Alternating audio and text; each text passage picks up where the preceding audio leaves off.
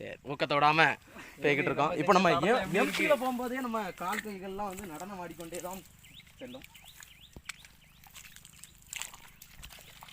இந்த வரப்போட அகலம் வந்து இன்னும் இருக்கலாம். இதான் இந்த வரப்போட அகலம் மொத்தமே இவ்வளோ தான். அதை நம்ம ஆட்கள் இங்கே ஒரு மிதி இங்கே ஒரு மிதி மிதித்து இவ்வளோ பெருசாக ஆக்கிட்டு.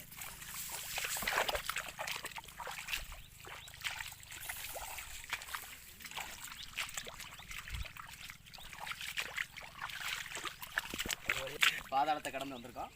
இனி அடுத்து ஒரு பெரிய காவேரி ஆறு ஒன்று ஊடையில் ஓடும். அதை தாண்டி ஒரு 3 வயல் கடந்து போனால் தான் அந்த டவர்கிட்ட தான் இருக்குது வயல். டவராக அன்றைக்கி சமக்க வேண்டியது இருக்குது.